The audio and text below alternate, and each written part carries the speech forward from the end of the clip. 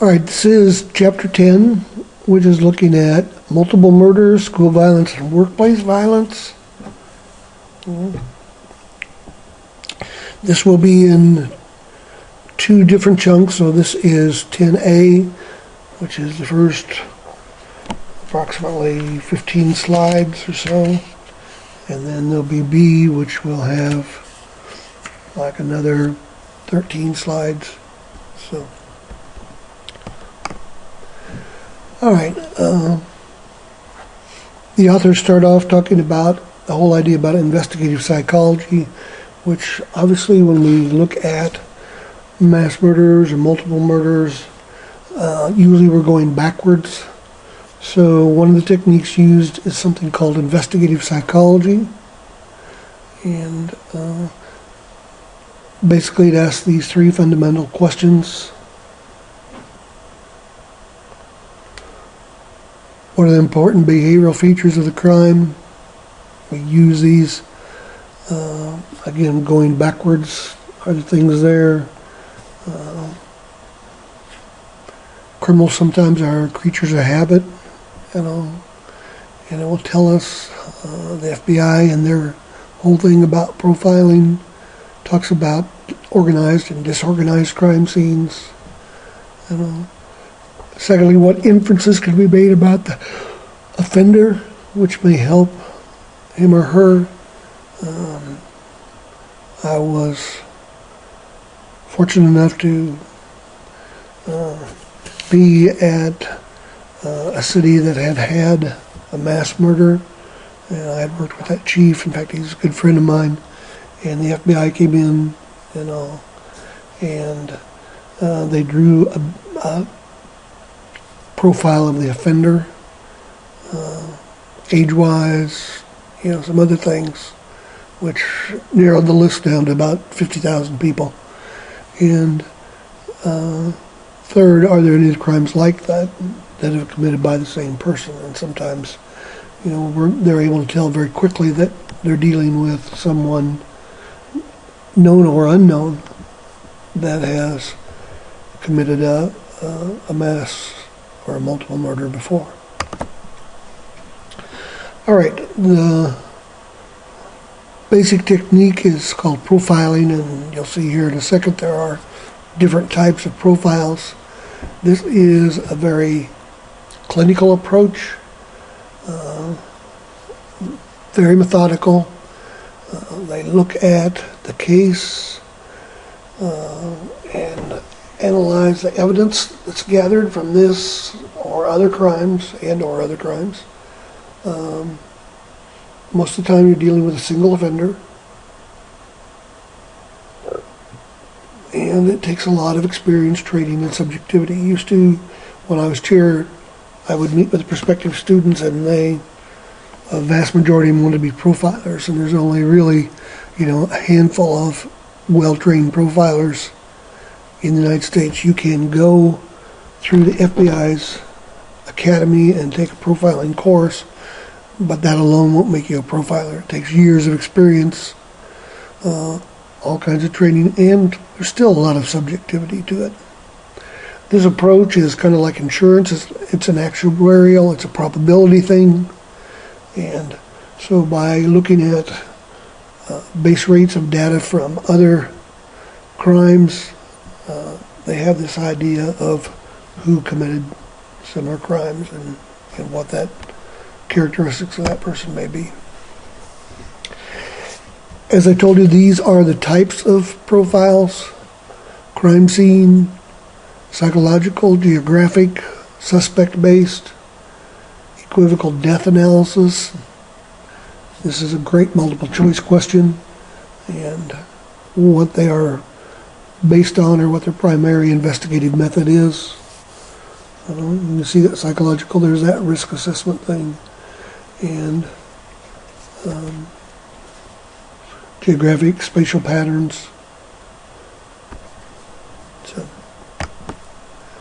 all right, psychological profiling is based on two things: threat and risk assessment. And the general purpose is to predict an individual's behavior, identify, And with threat assessment, realistically, how serious is the threat that this person brings? And I guess sometimes groups do. Risk assessment, you're actually even going a step further and you're talking about the probability of harm. And then, of course, the next step of that is, how do we prevent the harm?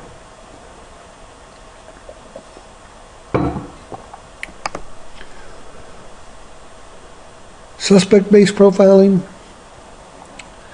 it is prospective profiling.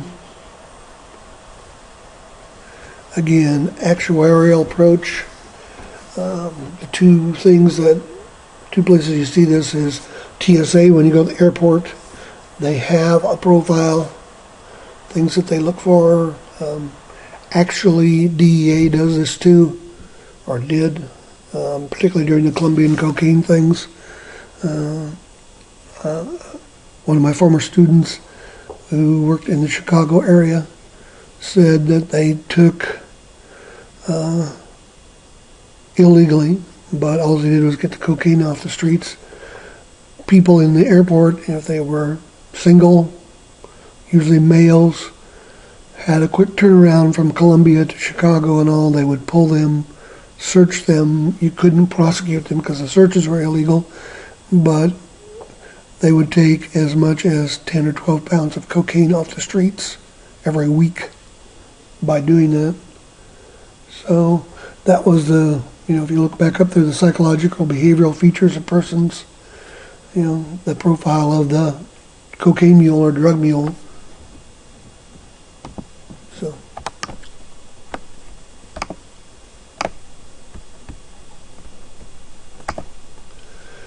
geographical profiling, this is that spatial analysis.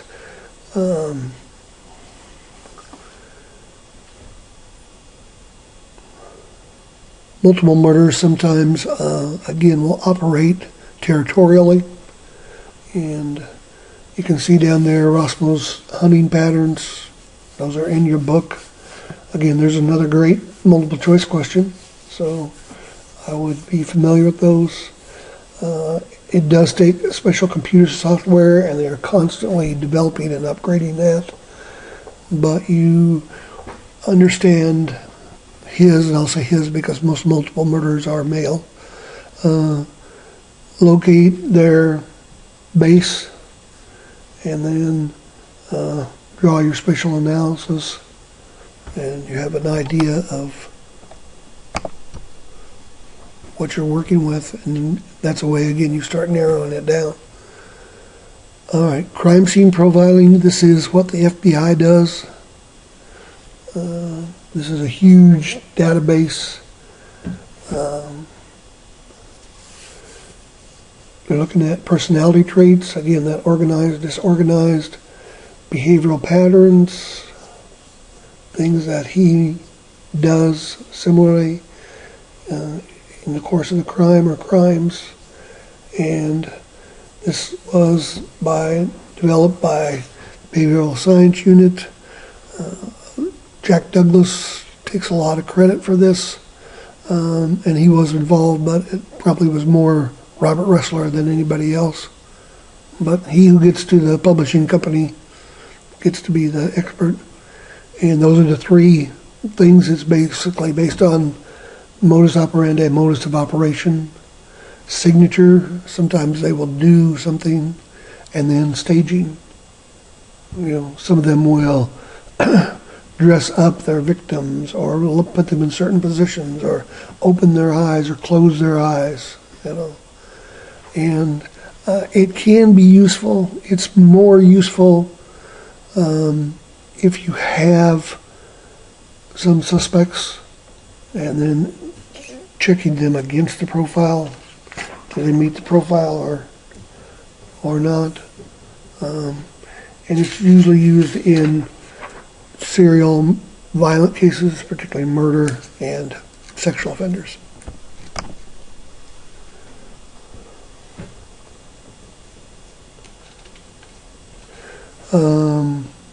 There hasn't been a lot of research on this. I don't know if I would call these flaws, but obviously it's based on some assumptions or presumptions. They're assuming that behavior is consistent across different situations.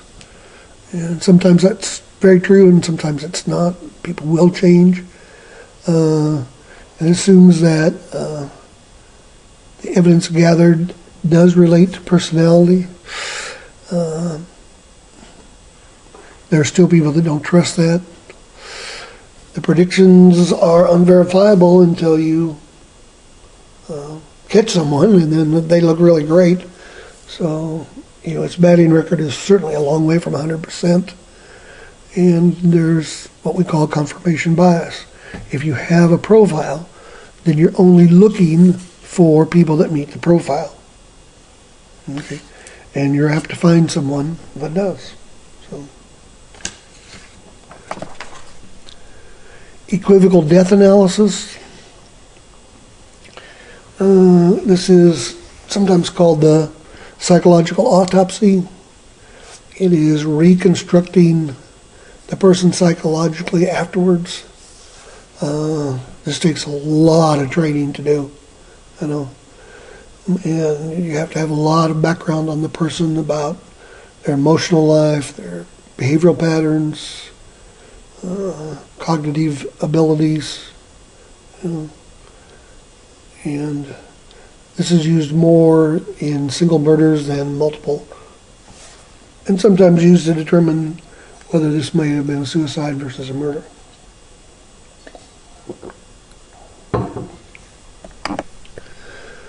All right, serial murder.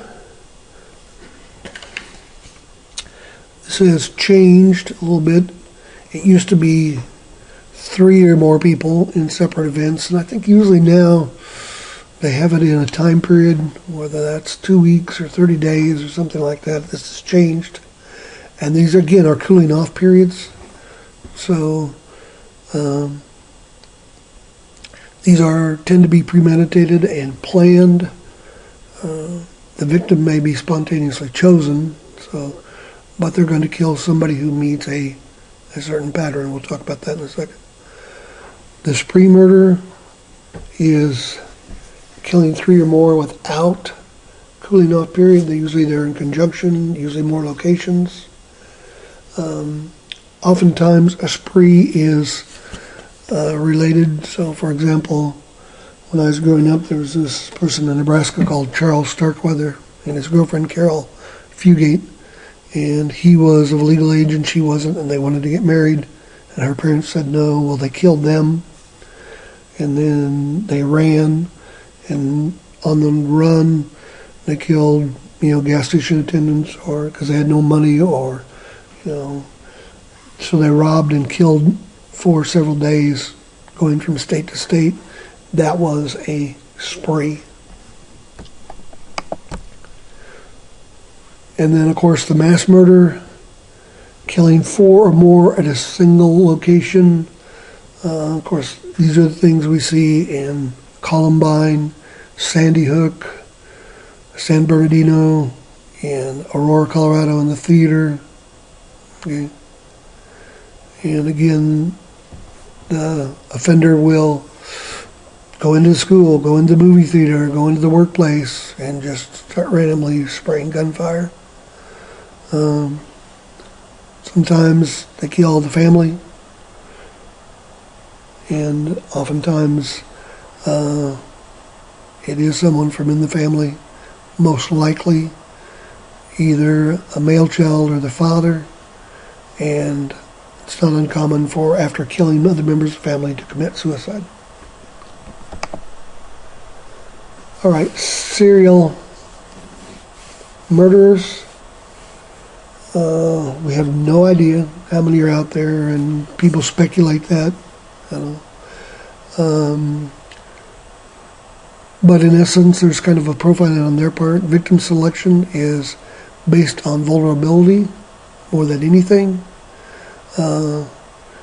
Oftentimes they choose strangers and people who are unlikely to be missed. And so it's a crime of opportunity, sometimes spontaneity, but they will have a preference for types of victims generally. All right, psychological motives, and here's a place that we certainly are speculating quite a bit because there's no one causal factor. Some of them like media attention. Like we said, there is some premeditation. This is not impulsive.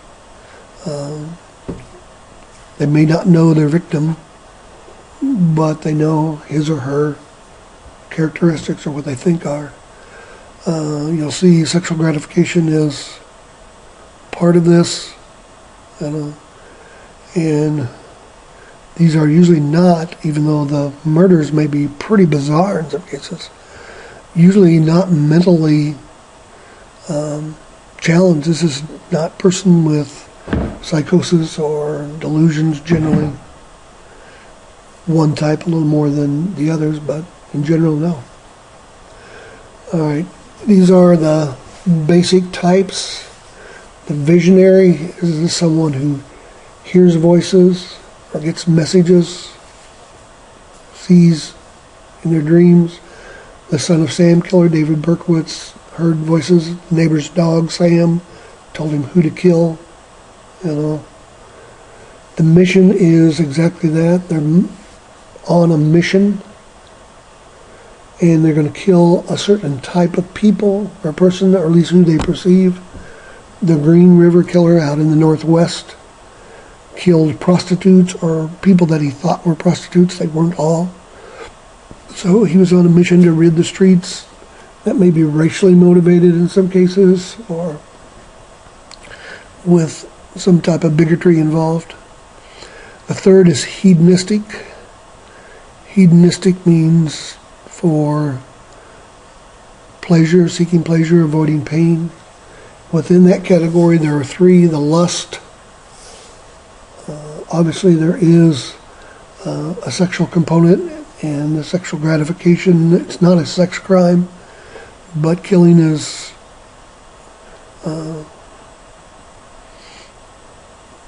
that's their form of sexual gratification.